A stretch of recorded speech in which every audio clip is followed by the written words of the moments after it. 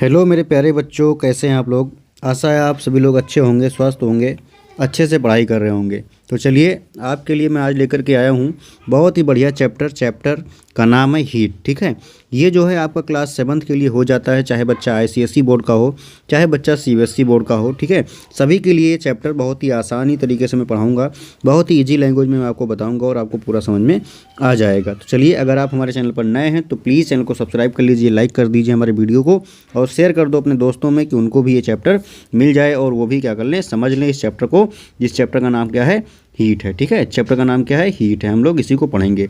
चलिए स्टार्ट करते हैं हम आज का अपना चैप्टर। ठीक, तो देखिए यहाँ पे सबसे पहले बताया गया कि हॉट एंड कोल्ड। ठीक, आप सभी लोग अपने डेली लाइफ में जब आप देखते होंगे तो बहुत सारी ऑब्जेक्ट आपके घर पे मिल जाती होंगी, बहुत सारे ऑब्जेक्ट मिलते होंगे। कुछ उसमें से जैसे गर्म रहते होंगे, कुछ ठंडे रहते होंगे। ठीक, कुछ ऑब्जेक्ट क्या होते हैं, गर्म होते हैं और कुछ क्या होते हैं, ठंडे होते हैं। जैसे कि एग्जाम्पल के लिए अगर देखा जाए तो सुबह आप लोग चाय पीते हो, क्या होता है, हॉट होता है।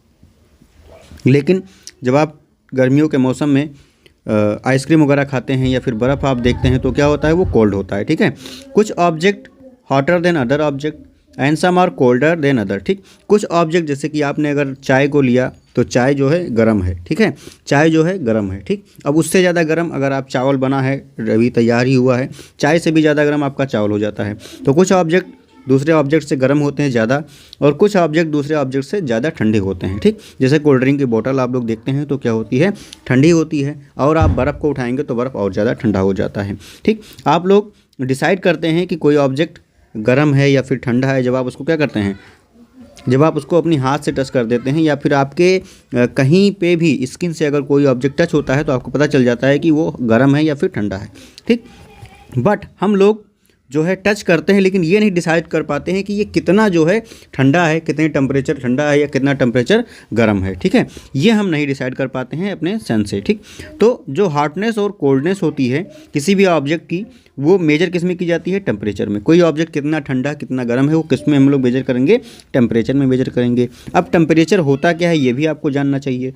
Temperature is a measurable, temperature is a measure of degree of hotness of an object. ठीक, टेम्परेचर क्या होता है, ये मेजर करता है किसी भी ऑब्जेक्ट के हॉटनेस को, किसमें, डिग्री में। ठीक है, अब टेम्परेचर को हम लोग किससे मेजर करते हैं, तो एक डिवाइस आती है, मतलब एक उपकरण आता है जिससे हम लोग टेम्परेचर को मेजर करते हैं, उसका नाम क्या है, थर्मामीटर है। ठीक है, उसका नाम क्या है, थर्मामीटर है। उस ऑब्जेक्ट का नाम है जिससे हम लोग किसी भी टेम्परेचर के हॉटनेस को मेजर करते हैं। चलिए उसके आगे हम लोग आगे, तो यहाँ पे आपको मिल जाएगा क्या, क्लिनिकल थर्मामीटर। क्या मिल जाएगा, क्लिनिकल थर्मामीटर मिल जाएगा। यहाँ पे क्लिनिकल थर्मामीटर का यूज हम लोग कहाँ करते हैं, हम लोग यूज करते हैं इसको जो है डॉक्टर वगैरह यूज करते हैं किसी भी पेशेंट के बॉडी के टेम्परेचर को मेजर करने के लिए। इसमें आप देख सकते हैं यहाँ पे 35 टू लेकर के 42 डिग्री सेल्सियस तक होता है और नॉर्मल ह्यूमन बीइंग का टेम्परेचर कितना होता है, 37 डिग्री सेल्सियस होता है। और अगर इसी को जब आप फ़ारेनहाइट में चेंज करते हैं तो 98.6 के आसपास हो जाता है फ़ारेनहाइट। ठीक, ये नॉर्मल ह्यूमन बॉडी का टेम्परेचर होता है। अब यहाँ पे देखो ये रेड कलर का है, ये अगर 37 पे है तो क्या है, नॉर्मल बॉडी टेम्परेचर है। अब अगर उससे कम हो जाता है तो भी थोड़ा प्रॉब्लम क्रिएट करेगा और अगर उससे ज़्यादा हो जाता है तो भी थोड़ा प्रॉब्लम क्रिएट करेगा। ठीक है, अब उससे ज़्यादा अगर मान लीजिए 38 हो गया, ठीक, 37.5 है तो भी आपको थोड़ा फीवर है, 38 हो गया तो भी आपको फीवर है। लेकिन उससे जैसे आप थोड़ा ऊपर जाओगे तो आपको डॉक्टर से कंसल्ट लेना पड़ेगा, उसके पास जाना पड़ेगा, आपको चेकअप करवानी पड़ेगी। अब आपको यहाँ पे आजकल डेट में हम लोग क्या यूज़ करते हैं, डिजिटल थर्मामीटर यूज़ करते हैं। ये क्लिनिक पे जो है अब डॉक्टर लोग क्या करते हैं, डिजिटल थर्मामीटर को यूज़ करते हैं। वो आसानी से क्या कर देता है, बॉडी के टेम्परेचर को मेजर करके उनको सेल्सियस में और फ़ारेनहाइट दोनों में वो बता देता है। ठीक, फिर अब हम लोग आएंगे मेजरिंग टेम्परेचर पे आएंगे। ठीक, अब the thermometer that measure the temperature of our body is called clinical thermometer. ऐसा थर्मामीटर जो हमारे बॉडी के टेम्परेचर को मेजर कर रहा हो उसको हम लोग क्या कहते हैं, क्लिनिकल थर्मामीटर कहते हैं। अब क्लिनिकल थर्मामीटर होता कैसा है, ठीक है, क्लिनिकल थर्मामीटर है जो लॉन्ग नैरो ग्लास ट्यूब। ठीक, उसके पास आप देख सकते हैं नैरो पतली सी क्या है, एक ग्लास ट्यूब है। ये आपको क्या मिल जा रही है, ग्लास ट्यूब मिल जा रही है। It has a bulb. ठीक, यहाँ पे आपको मिल जा रहा है, एक बल्ब मिल जा रहा है यहाँ पे टॉप पे। ठीक, and one end containing mercury. ठीक है, at one end containing mercury. अब इस जो बल्ब है इसके अंदर क्या होता है, इसके अंदर देखिए मरकरी भरा हुआ है। ठीक, अब it has a scale card Celsius scale mark in degree Celsius. अब यहाँ पे क्या है भाई, डिग्री सेल्सियस में आपको 35, 36, 37, 38, 39 ऐसे क्या लिखा हुआ है, सेल्सियस स्केल लिखा हुआ है। अब clinical thermometer read temperature from 35 to 42 degree Celsius. लेकिन जो क्लिनिकल थर्मामीटर होता है वो कितने से 35 से लेकर के 42 डिग्री सेल्सियस तक की मेजर कर सकता है। ठीक, अब the clinical thermometer has a small kink near the bulb to prevent the mercury level from falling down. यहाँ पे क्या होता है, किंक होता है, जिससे क्या होती है कि मरकरी जो होती है वो नीचे की ओर नहीं जाती है। ठीक है, वो गिरने से उसे बचाता है।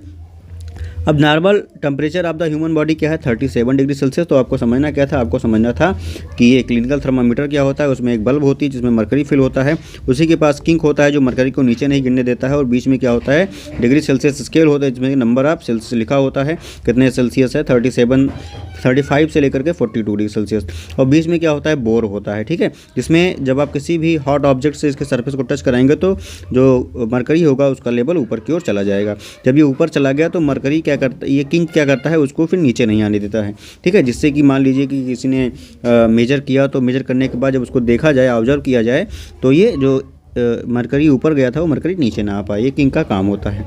अब उसके बाद हम लोग देख रहे हैं यहाँ पे रीडिंग क्लिनिकल थर्मामीटर, उस पर रीडिंग कैसे की जाती है।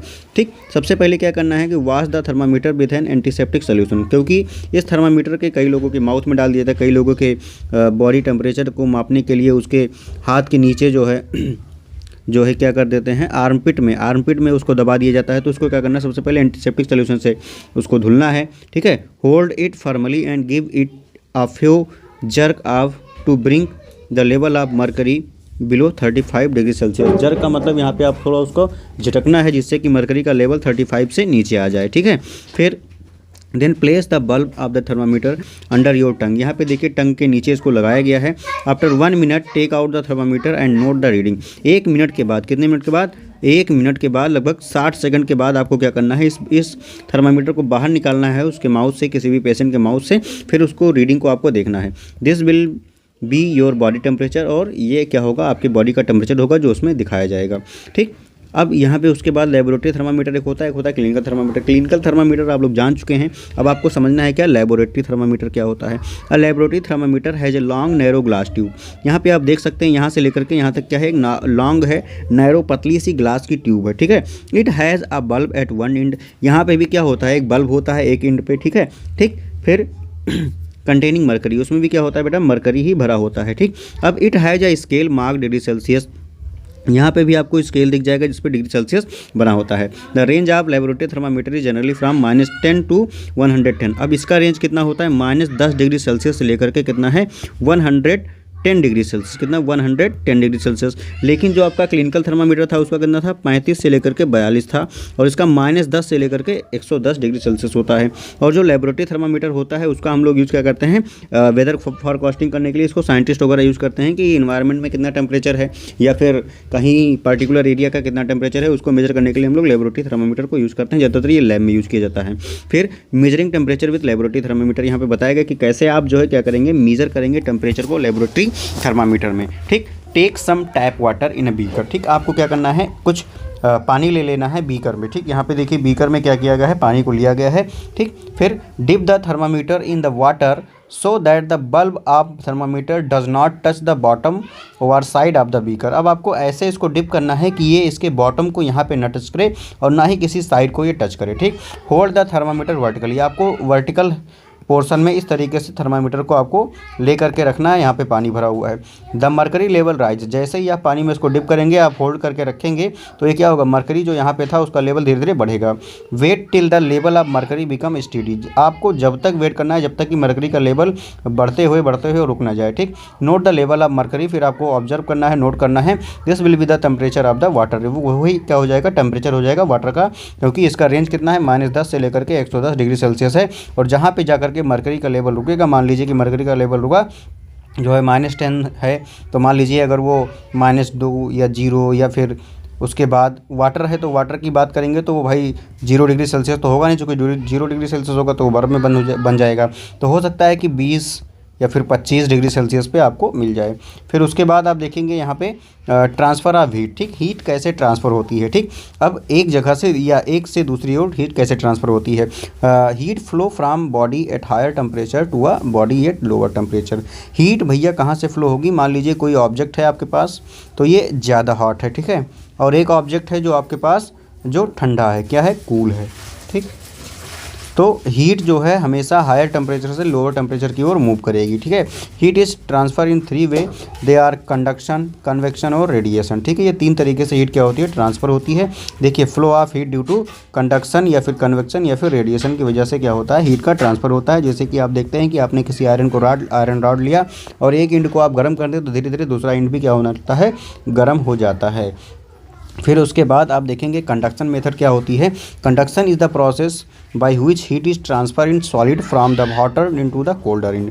अब देखिए यहाँ पे दिखाया गया कि कंडक्शन वाले में क्या होता है, सॉलिड में मान लीजिए कोई जो आपने लिया था, जो पार्टिकल लिया या कोई ऑब्जेक्ट लिया, वो क्या है, वो सॉलिड है, ठीक है। सॉलिड है तो एक एंड से हीट क्या होगी, दूसरे एंड तक ट्रांसफ़र हो जाएगी। अब इसको करने के लिए एक एक्टिविटी बताई गई है, कैसे आप कर सकते हैं। यहाँ पे आपको क्या लेना है, एक जो है मोमबत्ती ले लेना है, ठीक है, कैंडल ले लेना है, ठीक है। आपने एक कैंडल ले लिया और फिर उसके बाद आपको देखिए यहाँ पे बताइए, टेक आयरन और एल्युमिनियम रॉड। ये क्या हो गया, ये आपका आयरन रॉड है या फिर क्या है, एल्युमिनियम रॉड है, ठीक है, एल्युमिनियम रॉड है, ये क्या है, रॉड है भाई, ठीक। Fix a few wax pieces on at equal distance. अब क्या करना है आपको, यहाँ पे कुछ वैक्स जो है, यहाँ पे आपने वैक्स लगाया, फिर उसके बाद आपने यहाँ पे वैक्स लगाया, यहाँ पे वैक्स लगाया, इक्वल डिस्टेंस पे आपको क्या करना है, उसी रॉड पे वैक्स लगा देना है, ठीक है। अब clamp the rod to a stand. अब आपको क्या करना है, एक स्टैंड लेना था, ये क्या है, ये स्टैंड है। इस स्टैंड में आपको उस रॉड को फिक्स कर देना है, ठीक। अब heat the other end of the rod. अब आपको एक एंड रॉड का, ए मान लीजिए ए है, ये मान लीजिए बी है, तो आपने बी वाला एंड क्या किया, गर्म किया, ठीक। The wax begin to melt and fall down from the heated end. अब यहाँ पे जो वैक्स थी वो क्या हुई, वो मेल्ट हुई और नीचे गिर गई। फिर उसके बाद देखेंगे आप, this so that the heat is transfer from hotter in to the colder end by conduction. तो यहाँ पे आप देख सकते हैं, फिर धीरे धीरे जितनी भी यहाँ पे वैक्स आपने लगाई थी वो धीरे धीरे नीचे की ओर गिर जाएंगी, ठीक। तो इसका मतलब क्या हो जा रहा है कि कंडक्शन मेथड से कंडक्ट होकर के क्या हो जा रहा है, हीट जो है ट्रांसफ़र हो जा रहा है। यहाँ पे सबसे ज़्यादा हीट, फिर धीरे धीरे इस तरफ भी हीट आ जाएगी, एक एट लास्ट यहाँ पे भी उतना ही टेम्परेचर हो जाएगा। फिर उसके बाद आप देखेंगे दूसरा मेथड जो है कंडक्टर और इंसुलेटर को उसी में समझ लेते हैं, ठीक है। कंडक्टर क्या होते हैं, are material which allow heat to pass through them. ऐसे मटेरियल, ऐसे ऑब्जेक्ट या ऐसे सब्सटेंस जिसमें हीट क्या हो जाए, पास हो जाए, या वो अलाउ कर दें कि भैया तुम हमारे अंदर आओ और हम हीट को पास करवा देंगे, वो क्या हो जाते हैं, वो कंडक्टर हो जाते हैं। इसमें आप देखेंगे आयरन हो जाता है आपका, एल्युमिनियम हो जाता है, कॉपर हो जाता है, ये सब क्या है, गुड कंडक्टर ऑफ हीट हैं। अब इंसुलेटर क्या है भाई, यहाँ पे आप देखेंगे कि कंडक्टर में एल्युमिनियम है, कॉस्ट आयरन है, ठीक है, कॉपर है, स्टील स्लज है, फिर ब्रॉन्ज है, फिर ब्रास है। ये सब जितने मेटल होते हैं ज़्यादातर वो क्या होते हैं, गुड कंडक्टर ऑफ हीट होते हैं, ठीक है। अब इसके बाद आप देखेंगे कि इंसुलेटर क्या होते हैं, are material which do not allow heat to pass through them. अब जैसे कि मान लीजिए कि कोई आपने इंसुलेटर में देखा कि लकड़ी है, लकड़ी जो होती है वुड, ठीक, वुड है, वुड जो है वो अपने अंदर हीट को अलाउ नहीं करती है। आप लकड़ी को आराम से एक इंट को आपने जला दिया, दूसरे इंट पे आप पकड़े रहते हैं। लेकिन क्या आप आयरन का कोई रॉड लेंगे, एक इंट पे आपने खूब गर्म कर दिया, दूसरा इंट आप पकड़ पाते हैं, नहीं। आपको उसको पकड़ने के लिए किसी इंसुलेटर की ज़रूरत पड़ती है, कोई कपड़ा आपको लेना पड़ता है। तो प्लास्टिक हो गई, ग्लास हो गया, रबर हो गया, एयर हो गया, वाटर हो गया, ये सब क्या है, ये इंसुलेटर के एग्जाम्पल है, ठीक। उसके बाद आपका आएगा कन्वेक्शन मेथड। अब ये कन्वेक्शन मेथड क्या होता है, सबसे पहले आपने पढ़ा कंडक्शन मेथड, उसके बाद आपको पढ़ना है क्या है, कन्वेक्शन मेथड पढ़ना है। तो convection is the process by which heat is transferred in liquid and glass and gases from hotter part two the colder part, ठीक। अब इसमें क्या होता है कन्वेक्शन में कि हीट जो होता है कैसे पास होता है भैया, लिक्विड में पास होगा और गैसेस में पास होगा, ठीक है, हार्टर पार्ट से लोअर पार्ट की ओर, ठीक है। मान लीजिए कि कोई एक पार्ट क्या है, एरिया जो है क्या है, वो खूब गर्म है, ठीक, इसमें लिक्विड में, तो वो जो गर्म है वो किधर जाएगा, वो ठंडे की ओर जाएगा, हीट वाला किधर जाएगा, कोल्ड की ओर जाएगा, ठीक है। तो इसको हम लोग समझते हैं एक्टिविटी के लिए। टेक करना है क्या है, take some water in round bottom flask. आपने क्या किया, यहाँ पे पानी ले लिया, राउंड बॉटम फ्लास्क वाला था ये फ्लास्क है जो उसकी बॉटम क्या है, राउंडेड है, ठीक। इसमें आपने क्या ले लिया, पानी ले लिया। Keep it on a tripod stand. फिर आपने इसको क्या किया, एक ट्राइपॉड स्टैंड ले लिया, उस पर रख दिया। यहाँ पे भी ट्राइपॉड स्टैंड दिखाया गया है, आप इसको घर पे कर सकते हैं आराम से, जो वो होता है गैस चूल्हा होता है उस पर भी आप इस एक्टिविटी को कर सकते हैं। फिर put a crystal of potassium permanganate, आपको क्या करना है उसमें पोटेशियम परमैंगनेट को रख देना है, थोड़ा सा डाल देना है। Heat it with a burner, अब आपको क्या करना है धीरे धीरे उसे हीट करना है, ठीक है। बर्नर का मतलब वही जो हो गया, नीचे आप क्या रखेंगे, ये बर्नर नोब होता है, बर्नर रख दिया आपने, फिर जो है वो गर्म होने लगा। फिर the water at the bottom become hot and rises up and cold water from the top moves down. देखिए यहाँ पे दिखाया गया है, बहुत ही आसान तरीके से आपको मैं समझाता हूँ कि जो पानी सबसे पहले यहाँ पे गर्म होगा वो कहाँ जाएगा, वो पानी जाएगा ऊपर, पानी जाएगा ऊपर, और कोल्ड वाटर क्या होगा, नीचे आ जाएगा। फिर यहाँ पे देखिए हॉट वाटर कहाँ गया, ऊपर गया, कोल्ड वाटर कहाँ गया, नीचे आया। फिर यहाँ पे भी आप देख सकते हैं, आपने क्या लिया था, एक कोई आप मग ले लेते हैं या फिर लोहे का लेंगे आप, तो उसको जब आप नीचे गैस चूल्हा जला देंगे, तो जब जलाएंगे तो यहाँ पे जो कोल्ड वाटर था, कोल्ड वाटर ऊपर पहुंच जाएगा, और जो पानी कैसा था, जो पानी ठंडा था, ठंडा वाला पानी कहाँ आ जाएगा, नीचे आ जाएगा। फिर ये पानी ऊपर जाएगा, फिर ये नीचे आएंगे। तो इसको क्या कहते हैं, इसको कहते हैं हम लोग कन्वेक्शन मेथड कहते हैं, ठीक है। उसके बाद आपको समझना है कि कन्वेक्शन ही नहीं है, एयर में कैसे कन्वेक्शन होता है। The air near the hard surface gate heated and rises up. अब देखिए जब आप लोग देखते हैं कि मान लीजिए कहीं पे आपने कुछ आग वगैरह जलाया है, तो जो एयर होती है उसके आसपास की वो गर्म हो जाती है। जब एयर आसपास जो होती है उसके ऊपर आप क्या करते हैं, अपने हाथ को रखते हैं, ठंडी का मौसम चल रहा है इस समय, जब आप उसको देखते हैं आप अपनी उसी के ऊपर ही आप क्या करते हैं, अपने हाथ को रखते हैं थोड़ी हाइट पे, तो भी वो गर्म रहता है। लेकिन क्या आप दूर खड़े होकर के कहें कि वहाँ पे लगेगा, नहीं लगेगा, क्योंकि जो वो उसके आसपास के एयर थे, जहाँ पे हीट गई उसके आसपास के एयर क्या थे, वो गर्म हो गए, और जहाँ वो गर्म होकर के ऊपर गए वहाँ तक आपको क्या लगेगी, हीट लगेगी, ठीक है। फिर the air from the side move in to take its place. अब यहाँ पे जो गैस, यहाँ पे जो एयर था वो कहाँ आ जाएगा, वो इसके पास आ जाएगा उसकी जगह को लेने के लिए, क्योंकि यहाँ का जो एयर मॉलिक्यूल था वो ऊपर चला गया। In this way the air gate heated. If you keep one hand above a flame on one hand and one hand on the side of the flame, the hand at the top feel hot because the air above is heated by convection, ठीक है। तो यहाँ पे heat हो जा रहा है क्योंकि एयर यहाँ का क्या हो जा रहा है, गर्म हो जा रहा है, और जो आप हाथ इधर रखोगे तो यहाँ पे गर्म नहीं रहेगा। The hand at the side does not feel hot because there is no convection, क्योंकि यहाँ पे कन्वेक्शन नहीं हो रहा है। उसके बाद आपको समझना है कि सी ब्रीज क्या है और लैंड ब्रीज क्या है, ठीक है। तो यहाँ पे हम लोग समझेंगे इसको, सी ब्रिज और लैंड ब्रिज, ये बच्चों को जल्दी समझ में नहीं आता है, मैं बहुत ही आसानी से आपको इसको समझाऊंगा, ठीक है। ये कन्वेक्शन मेथड पे ही ये भी डिपेंड होता है। जैसे कन्वेक्शन में भी आपने देखा कि क्या होता है कि जो एयर होती है, मान लीजिए जो गर्म हुई तो वो एयर ऊपर जाएगी, और जो आसपास की जो ठंडी एयर थी उसके जगह पे आ जाएंगी। वैसे उसी मेथड पे ये भी डिपेंड है, ठीक। तो सी ब्रिज में क्या होता है, ड्यूरिंग द डे टाइम, ठीक, डे टाइम में क्या होता है कि द लैंड गेट हीटेड, ठीक, land get heated faster than the sea. जैसे कि मान लीजिए दिन का समय है, तो दिन के समय में क्या होता है कि जो ज़मीन होती है, क्या होती है, जो लैंड होती है वो जल्दी गर्म हो जाती है, ठीक। लैंड क्या हो जाएगी, हॉट हो जाएगी जल्दी इन कंपैरिजन टू सी, ठीक। मान लीजिए सी है, समुद्र है, तो उसके आसपास की जो ज़मीनें होती हैं वो जल्दी गर्म हो जाती हैं, कब, due to sunlight in to the day, ठीक। So the air above the land get heated. अब जो लैंड है वो गर्म हुई तो उसके आसपास जो ऊपर एयर थी वो क्या होंगी, वो गर्म हो जाएंगी, become hotter and rises up. अब जब ये एयर गर्म हुई तो ये कहाँ जाएंगी, ये ऊपर जाएंगी, ठीक है। And cool air from the sea move toward the land. और जो ठंडी हवाएं थी कहाँ पे, समुद्र के पास थी, क्योंकि समुद्र क्या था, गर्म नहीं था, तो वो कहाँ आएगा, वो उसके जगह पे आ जाएगा, ठीक है। अब देखो यहाँ पे जो ज़मीन है, यहाँ पे एयर क्या हो गई, गर्म हो गई, अब ये कहाँ जाएगी, ये ऊपर जाएगी, ठीक है। और जो इसके जगह पे कूल एयर थी वो आ जाएंगी इसके जगह पे इसका प्लेस लेने के लिए। तो इसको क्या कहेंगे, सी ब्रीज में क्या होता है, सी ब्रीज में ज़मीन गर्म होगी और सी का पानी क्या होगा, सी के पानी के ऊपर जो एयर होगा वो ठंडा रहेगा। सी ब्रीज में आपको ध्यान रखना है कि समुद्र का जो एयर है, समुद्र के ऊपर जो एयर पाया जा रहा है वो कैसा है, ठंडा है। और लैंड ब्रिज में क्या है, उसी का जस्ट अपोजिट, कि लैंड के ऊपर जो एयर पाई जा रही है वो क्या है, ठंडी है, ठीक। अब ड्यूरिंग द नाइट, अब रात का समय आ गया, ठीक, sea cool down slowly than the land. अब नाइट के समय क्या होता है बेटा, कि जो समुद्र होता है वो धीरे धीरे ठंडा होगा, लेकिन जो ज़मीन होगी वो जल्दी से ठंडी हो जाएगी, ठीक। So the hot air above the sea rises up and cool air from the land move toward the sea, ठीक। अब देखिए यहाँ पे बताया गया कि during the night time sea cool down slowly than land. Land के कंपेरिजन में जो सी है वो स्लोली कूल डाउन हो रहा है, तो क्या होगा, जो हॉट एयर थी अबव द सी के पास जो हॉट एयर थी, ठीक है, वो राइज होंगी, ऊपर जाएंगी, ठीक है। देखिए यहाँ पे देखेंगे कि नाइट टाइम में क्या हो रहा है, लैंड ब्रीज हो रहा है। लैंड ब्रीज का मतलब यहाँ पे लैंड की एयर क्या थी, वो कूल थी और समुद्र का एयर क्या था, वो गर्म था। तो एयर यहाँ से ऊपर जाएंगी और ये कूल एयर उसकी जगह पे आ जाएंगी। तो इसी को क्या कहते हैं, लैंड ब्रिज आपको समझना है। तो मतलब कि जो लैंड की एयर है वो कैसी है, वो कूल है। और सी ब्रिज अगर आपको समझना है तो सी की एयर कैसी है, कूल है, ठीक।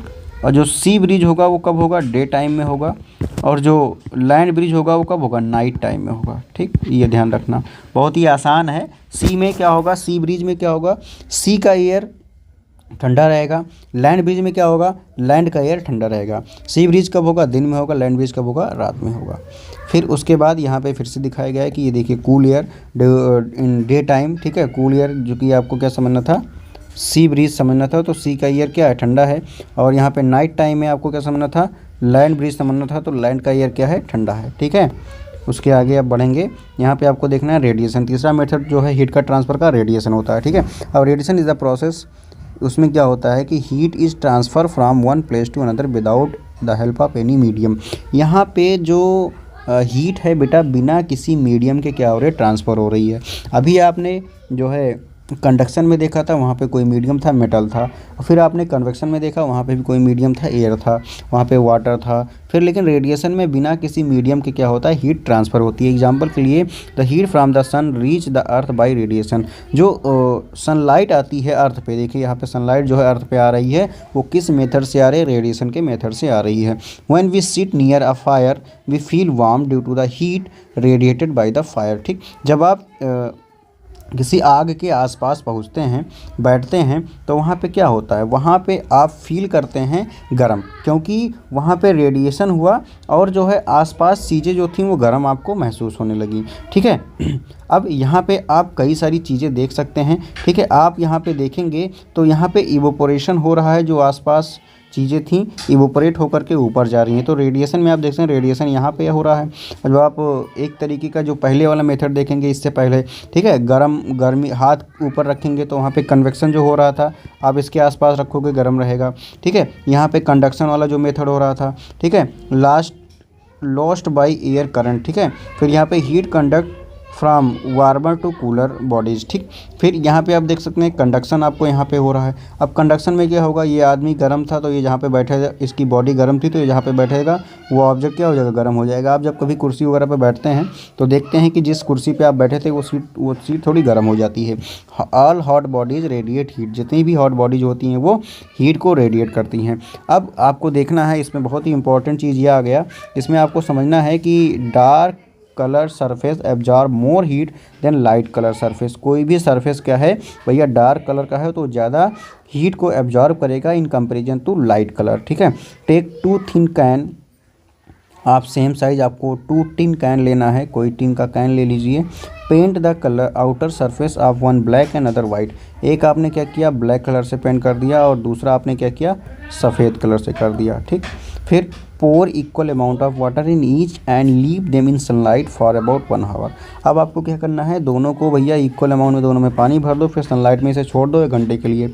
Major the temperature of water in both the can. फिर दोनों कैन में आपको क्या करना है, वाटर के टेम्परेचर को मेजर करना है। The water in the black can is warmer than the water in the white can, ठीक। यहाँ पे जो ब्लैक कलर वाले कैन में जो पानी रहेगा वो ज़्यादा गर्म रहेगा, ठीक है। क्यों, क्योंकि जो डार्क कलर होता है वो ज़्यादा लाइट को एब्जॉर्ब करता है, ठीक है। Dark colour surface radiate more heat than light colour. अब यहाँ पे दूसरी चीज़ भी आपको समझनी है कि जो डार्क कलर वाला होगा वो ज़्यादा हीट को रेडिएट करेगा, ठीक है। Take 2 tin can of same size, paint the outer surface of one black and white, pour equal amount of water of the same temperature से 60 डिग्री सेल्सियस। अब दोनों को क्या करना है, आपका दोनों वाटर का टेम्परेचर क्या था, 60 डिग्री सेल्सियस। अब आपने एक रूम में उसे छोड़ दिया लगभग छाँव में 10 से 15 मिनट के लिए। फिर दूसरी बार जब आप उसके टेम्परेचर को मेजर करेंगे दोनों का, तो the water in black can is cooler than the water in white colour. यहाँ पे जो था, यहाँ पे लगभग 55 डिग्री सेल्सियस मान लेते हैं रहेगा, और यहाँ पे जो है लगभग 40 से 45 डिग्री सेल्सियस रहेगा। क्यों, क्योंकि ये ब्लैक कलर वाला जो था वो ज़्यादा हीट को रेडिएट किया, उसने एनवायरनमेंट में ज़्यादा हीट को रेडिएट किया, ठीक है। फिर अब आपको समझना है kind of cloth we wear in winter, आप विंटर में ऊनी कपड़े क्यों पहनते हैं, क्यों नहीं आप जो है कॉटन के कपड़े आराम से जो गर्मी में पहनते हैं वही पहनते हैं।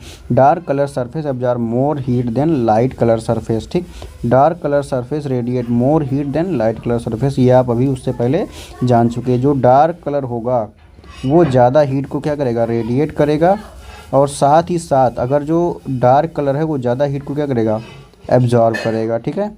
फिर we wear dark colour cloth in winter because it absorb more heat and keep us warm, आप ठंडी के मौसम में देखते होंगे सब लोग बड़े लाल पीला हरा गुलाबी सब चटक रंग के काले रंग के जैकेट पहनते हैं, स्वेटर पहनते हैं, क्यों, क्योंकि वो लाइट जो हीट है उसको ज़्यादा क्या करेगा, एब्जॉर्ब करने का काम करेगा।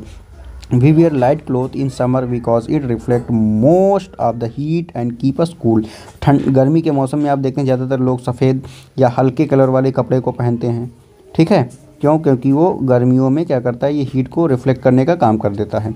We wear woollen cloth during winter because wool is a poor conductor of heat and air and the air in between the wool fiber prevent loss of heat from our body so we feel warm। अब एक चीज़ आपको ये भी ध्यान रखना है कि आप वूलन कपड़े क्यों पहनते हैं ठंडियों के मौसम में, ठीक। तो जो वूलन कपड़ा होता है बेटा, तो ये क्या है, पुअर कंडक्टर है हीट का, जो आपके बॉडी का जो टेम्परेचर है, इसके जो फाइबर होते हैं वो क्या करते हैं, अपने बॉडी के अंदर जो एयर वगैरह जो होती हैं उनको ट्रैप करके रखते हैं, उनको बाहर नहीं जाने देते हैं, तो आपके बॉडी का जो टेम्परेचर होता है वो मेंटेन रहता है, ठीक है। फिर उसके बाद हम लोग आएंगे, देखेंगे यहाँ पे रेडिएशन देख लिया आपने, देखिए इसको समझ लेते हैं। आपको यहाँ पे देखिए कन्वेक्शन आप देखेंगे, और फिर कन्वेक्शन से ही आपको कहा यहाँ पे क्या हो रहा है, ये रॉड है, आयरन की रॉड है या फिर एल्युमिनियम की है, तो यहाँ पे कन्वेक्शन हो रहा है, यहाँ पे कंडक्शन हो रहा है, और यहाँ पे क्या हो रहा है, रेडिएशन हो रहा है। यहाँ पे आप देख सकते हैं कन्वेक्शन, यहाँ पे आप देख सकते हैं कंडक्शन, और यहाँ पे आप क्या देख सकते हैं, रेडिएशन आप देख सकते हैं। तो कन्वेक्शन में आपने देखा कि जो गर्म हुआ पहले नीचे का पानी वो ऊपर गया, ऊपर का पानी नीचे आया, ठीक। अब उसके बाद यहाँ पे आपको कुछ दिखाया गया है कि पेपर स्पाइरल दिखाया गया, मोमबत्ती दिखाई गई, ठीक है। फिर आप देख सकते हैं कि आपको ये टॉपिक समझ में आ गया होगा। Thank you for watching. अगर कोई डाउट है तो please you can ask any doubt, ठीक है, कमेंट करके आप जो है किसी भी डाउट को क्या करें, पूछ लें हमसे, ठीक।